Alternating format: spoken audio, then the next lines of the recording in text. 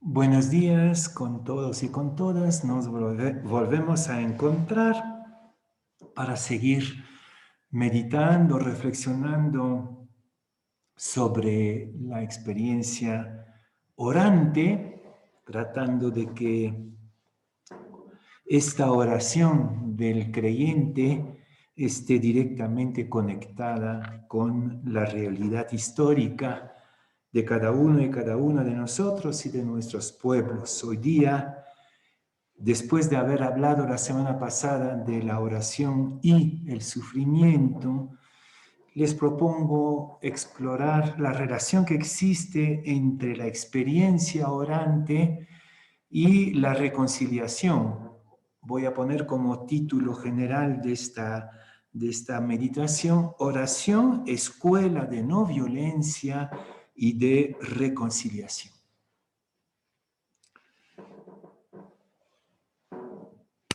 Arranquemos con el problema fundamental de la humanidad que en la tradición bíblica se llama el pecado original, pero sería como la falla original de la humanidad. Esto como a veces se dice, ¿no? Que algunos carros tienen una falla de fábrica o una falla original, porque en el caso del pecado original no es de fábrica, sino que le hemos inducido. Y esta falla inducida, esa falla de origen de la humanidad es precisamente la violencia. La violencia. Esta violencia que lo invade todo desde el momento en que la figura de humanidad que es Adán y Eva empiezan a obnubilarse, obsesionarse por la cuestión del poder y de la competitividad, cuando quieren competir con Dios, cuando Dios de verdad no está en esta lógica de la violencia, de la competitividad, del oponerse para conquistar algo. Esa es un poco la violencia como la falla que hemos inducido desde el origen en nuestra vida humana. Y quisiera recordar algunas experiencias de violencias del Antiguo Testamento y del Nuevo, para ver cómo este tema de la violencia está como tejido en toda nuestra vivencia como criaturas. La violencia entre Adán y Eva es la primera que aparece en la Biblia, que es la violencia de género. A veces pienso que la violencia de género, el miedo al otro o el deseo de conquistar al otro, como dice la Biblia, esta violencia me parece ser la matriz de toda violencia. Es en esta relación pervertida, diría yo, entre el miedo y el afán de conquistar, de poseer, que está al origen de toda violencia. Están desnudos, es decir, como vulnerables ante el otro y al mismo tiempo deseables. Es esta contradicción que es la primera y dramática violencia del género que la vemos constantemente en los feminicidios, en los abusos, etc. También hay una violencia recalcitrante en la Biblia y en la historia humana en general, que es la violencia que surge de una afirmación unilateral de una verdad ideológica, como si fuéramos poseedores de una verdad ya acabada, cerrada, completita, ¿ya? Es la violencia ideológica. Acuérdense de Elías en la primera etapa de su experiencia, cuando quiere, y lo hace además, matar a 400 profetas porque están en la herejía, están en el error. Y nosotros hemos hecho eso en la historia de la iglesia de muchas maneras, persiguiendo a los judíos, la Inquisición, en fin, no hay necesidad de recordar estas violencias ideológicas basadas en la afirmación de una verdad acabada que contrasta con todo el resto que sería error. Esa es la violencia ideológica. También la violencia del celo, simplemente del celo entre nosotros, que también tiene que ver con la competitividad. Yo pienso en Caín y Abel, esta historia que se repite también en cada uno de nosotros y entre nosotros. Caín y Abel están en nosotros, o los hermanos de José y José en el Génesis, la envidia, la comparación, ¿no? Que tiene que ver también con un tema que mucho se trabaja hoy día, que es la baja autoestima. Todas estas manifestaciones de la violencia y sus diferentes formas a lo largo de nuestra historia están relacionadas con una imagen distorsionada de Dios, ¿no? La violencia y una imagen falsa, errónea, perversa de Dios, que es lo que en la Biblia se dice la imagen de Satanás, ¿no? Lo que llamo siempre la teología de Satanás, es decir, el Dios que el maligno quiere imponernos, y es el Dios violento. ¿A qué Dios se refiere nuestra oración? Ahí está la gran pregunta, ¿no? ¿A qué Dios se refiere? ¿A un Dios violento? Y sí, en muchas oportunidades en la Biblia y en nuestra manera de concebir la religión, nos dirigimos a un Dios violento, o quisiéramos que sea violento. Por ejemplo, vengador, colérico. El Dios que algunos autores llaman el Dios perverso, o el Dios narcisista, que no soporta ni nada, que se enoja para cualquier tontería, ¿ya? Cuidado con este Dios perverso, este Dios patológico, que es la simple proyección de nuestras patologías violentas, ¿no? El Dios violento es simplemente la réplica de nuestras patologías de violencia. En cambio, el Dios de Jesús es un Dios no violento, y creo que el verdadero Dios debe ser sí o sí no violento. Jesús es la víctima no violenta de los violentos. Ante el drama de la violencia en el mundo, entre nosotros, en cada uno de nosotros, ¿no? Yo creo que hay que tener esta sinceridad, ese sentido de la verdad, de reconocer que hay en nosotros, como dice el Génesis, hay un león agazapado en cada uno de nosotros, siempre dispuesto, listo para saltar, ¿no? Tenemos que estar muy vigilantes. Hay como un quiebre violento, matriz, diría yo, ¿no? Un quiebre matriz en nosotros, que es el león agazapado. Pensamos que estamos tranquilitos y ¡pum!, de repente se nos viene la violencia. Es indispensable para ser seguidores del Dios de Jesús denunciar el más pequeño brote de violencia en nosotros. Y si miramos el paisaje de nuestra vida familiar, profesional, social, tenemos que reconocer que está plagado de violencia. Y por lo tanto, también en nosotros, como que este león está incitado en cada momento a despertarse y a morder. Estar cuidando al león de la violencia originaria que está en cada uno de nosotros es condición para entrar en la oración cristiana, que es una oración no violenta.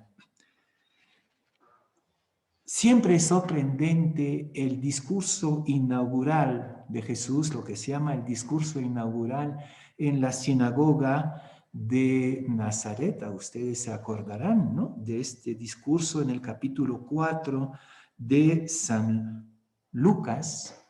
Jesús utiliza un texto fundador de Isaías que anuncia la liberación de los pobres, que los hambrientos van a tener que comer, que los cojos van a caminar, que los muertos van a resucitar. Y Jesús olímpicamente se salta un versículo del profeta ahí en la sinagoga, que es el día de venganza, ¿no?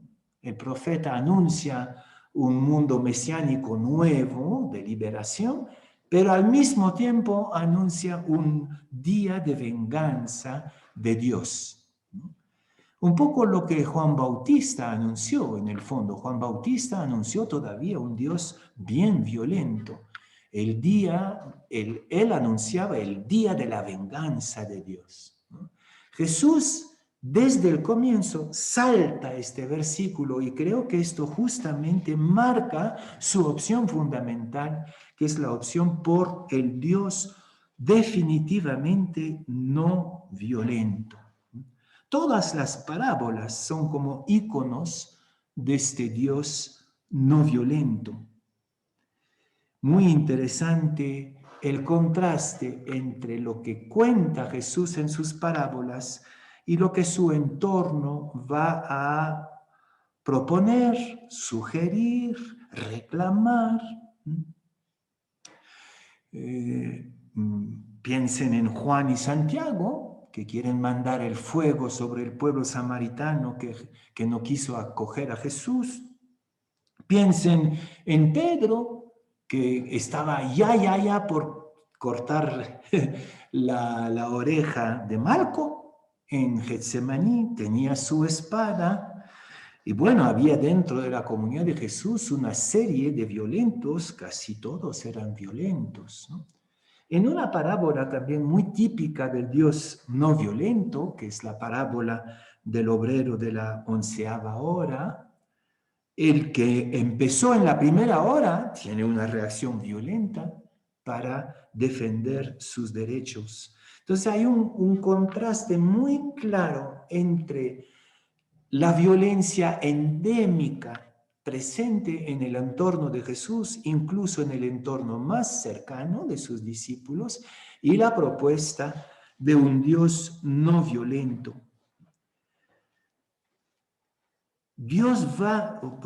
Jesús va a denunciar todo riesgo de violencia en el discurso religioso. Por ejemplo, va a denunciar, ya lo trabajé en varias oportunidades con ustedes, la violencia patriarcal, el derecho de vida y muerte del padre de familia o del esposo sobre su esposa. Por ejemplo, toda la discusión sobre el divorcio, ¿no?, que a nosotros nos molesta a veces, pero es una denuncia de la violencia unilateral del marido sobre la esposa, que podría por cualquier motivo, como dicen los interlocutores de Jesús, despedir a su mujer.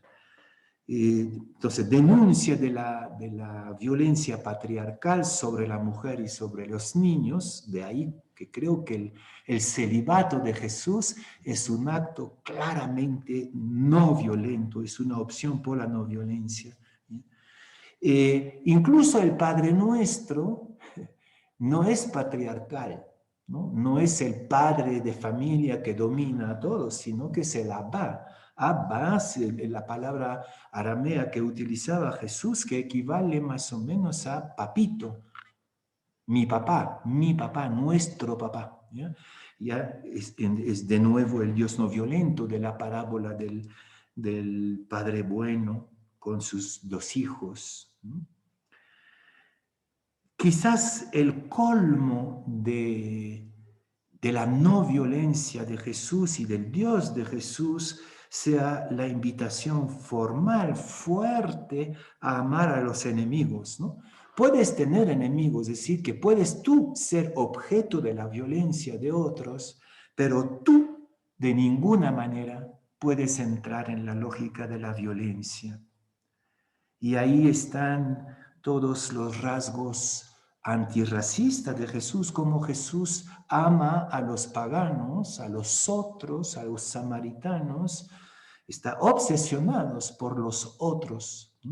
Incluso la mujer sirofenicia, si ustedes se acuerdan, en un primer momento la trata muy mal, pero va a abandonar su tentación violenta para acogerla y acoger el otro, el diferente, en el amor.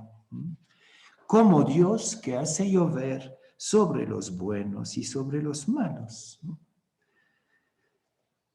Creo que va por ahí también lo que llamé en varias oportunidades la lectura antifatalista de los acontecimientos. El Evangelio es antifatalista. Por ejemplo, cuando la torre cae, la torre de Siloé cae y mata a 7 personas o 12 personas, no es violencia de Dios.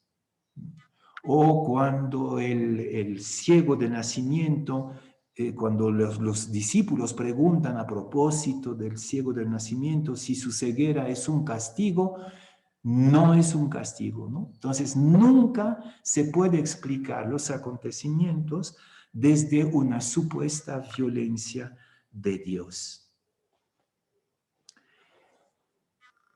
¿Qué tiene que ver eso con la oración? Quiere decir que no puedes entrar en la oración si no has denunciado en ti mismo, en ti misma, los brotes de violencia, si no has puesto mascarilla al león.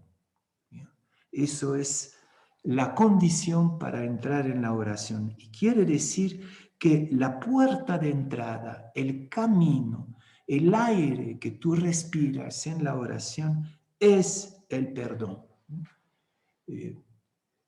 Acuérdense en San Mateo que después del Padre Nuestro, que es como la matriz, el icono de la oración cristiana, Jesús dice, si no perdonan a los que les ofendieron, tampoco el Padre les perdonará, ¿no? Entonces, el perdón es la puerta de entrada, es el camino, es la respiración de toda oración. No puedes entrar en comunión con el Dios no violento si conservas en ti rencores de violencia.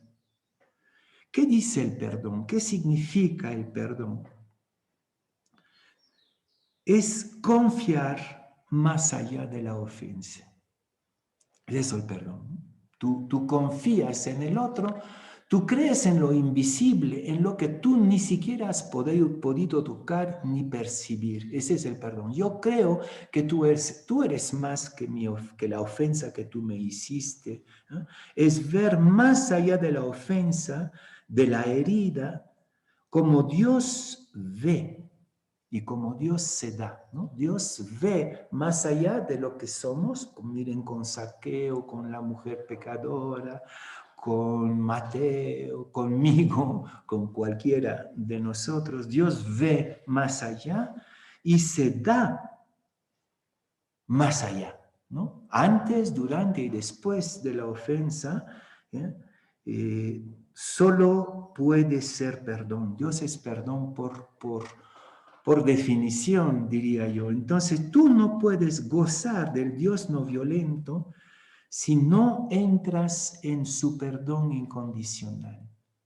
Tienes que entrar en la incondicionalidad del perdón, como una apuesta por lo invisible. Y eso mismo es la oración.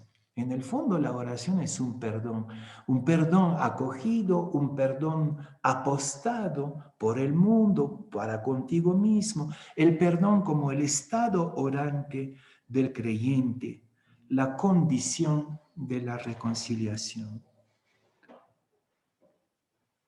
Qué bello cuando Tomás, que no estaba presente cuando apareció Jesús, en fin, en el relato de San Juan, ¿ya? Exige poner la mano en las heridas, como diciendo, tú no puedes acercarte al Dios de Jesús sin acariciar las heridas tuyas y del mundo. La oración como caricia de tus heridas y de las heridas de tus ofensores. Les voy a confesar un pequeño secreto, ¿no? Empiezo siempre mi adoración matutina con la lista de los que me ofendieron. Es la primera cosa que hago. Y confío a los que me ofendieron, a Dios, con un perdón incondicional. ¿Sí? A los que todavía están en conflicto conmigo y con mucha acción de gracias a los que, con quienes logramos una reconciliación verdadera. Si Dios es perdón, es imposible ofender a Dios, ¿no? Tú puedes ponerte de rodilla ante Dios y saber que nada le ofende. ¿No? Perdona nuestras ofensas como perdonamos a los que nos han ofendido. No es que ofendamos a Dios. Un gusanito, yo soy un gusanito. ¿Cómo puedo yo ofender al infinito? ¿Dónde ofendo a Dios? En la carne de mis hermanos. Es eso, acaricia la herida de tus hermanos, la herida que tú le impusiste a tus hermanos o tu propia herida impuesta y tocarás la herida de Dios. ¿No? A Dios no se le puede ofender fuera de la ofensa que haces a tus hermanos. Entonces, la opción por la no violencia es la condición para entrar en comunión con el Dios no violento que nos enseña Jesús. Concluyo diciendo además que la oración nos capacita para la no violencia. Es en la medida en que tú duras, permaneces, vuelves a la oración, que poco a poco te haces capaz de no violencia, hasta convertir el león. El león de Caín, lo puedes convertir. Hay varias leyendas, ¿no? Por ejemplo, la leyenda del lobo de Gubbio con San Francisco. En la fundación de mi monasterio de Bélgica se cuenta también una leyenda que, de San Remate, el fundador de nuestro monasterio, que amansó un lobo también, ¿no? Un lobo, y lo hizo colaborar en la construcción del monasterio, dice la leyenda. Entonces, yo creo que la oración es a amansar, ¿no? A tranquilizar, convertir el lobo o el león que está siempre como para saltar en nosotros. Esta oración nos capacita para la reconciliación. Claro, si tú entras en la oración con el perdón, lo que acabo de decir como condición indispensable de la oración, sales de la oración con la capacidad de reconciliarte. Eso es, ¿no? Si entras con el perdón, sales con la voluntad, el deseo de reconciliarte como una tarea permanente. El orante siempre está confrontado con la obligación de reconciliarse consigo mismo, reconciliarse con el otro a través del diálogo y bueno, con Dios, ¿no? El reconciliarse con Dios es muy simple, muy simple. ¿No? Hoy día teníamos el evangelio del amor a Dios y el amor al hermano, ¿no? Al prójimo, en la medida en que tú haces ese trabajo oneroso y bello de un diálogo reconciliador con tu hermano, ¿ya? Ya te reconciliaste con Dios, porque es imposible ofender a Dios fuera de la ofensa que tú haces a tu hermano. Y entonces la sanación se vuelve fruto de la oración, ¿no? Entras a la oración con el perdón, sales de la oración con la tarea de la reconciliación y vuelves a la oración como un lugar de sanación progresiva donde en la paciencia del silencio, en la humildad de la ternura, poco a poco te dejas sanar, no solamente el pequeño león o el pequeño lobo, sino todo tu ser se deja sanar por la oración. Todo depende del Dios a quien te quieres dirigir.